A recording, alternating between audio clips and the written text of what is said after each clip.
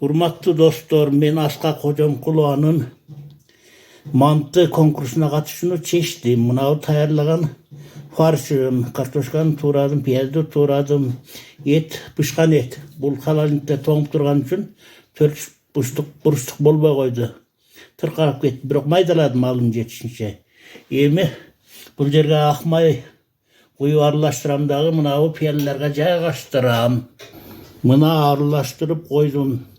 Meni tattırgan biri жоқ ekeni bilesiňer, aýalym жоқ. Oşon üçün bir boldap arılaştırganda tartış mümkün emesken, oşon üçün öçürüp gaýra tamyzyp tartyp atam.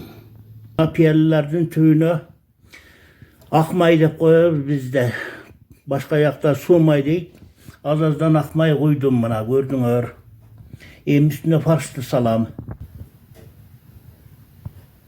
Mına farşty saldım. Em üstüne tukumdy jaba guýam. Mına tukumdy jaba guýdum. 3 tukum getdim. 3 piyala çoňda. Kiçine piyala bolsa azrak kesse gerek. Kewilleri jumurtka diýip, bizde tukum diýibiz. Oşo emmi otka 45 minut demege su guýup durup otka goýam. Gamır jaýganlar gamır jaýyp yuka jaýyp durup paптap koysa da bolat. Bu tukum kabul olacak da. Mına koyup koydum 45 minutta pişat. Pişti.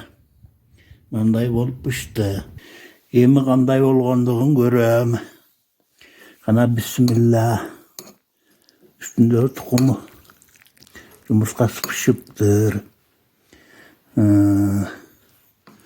Ay kalın bolupdur. En sonun bolupdur. Üstünde yumurtkası da ay son pişipdir.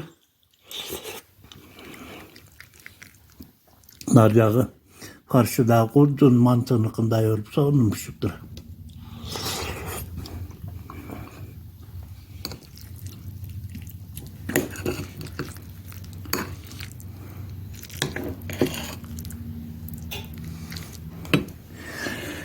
Gelgile tamakka bul piyaladağı mantı dep koyardım. Çınıdağı deseňer bolat. Kassadağı mantı deseňer da bolat. Kıskası hepdep pişirdim.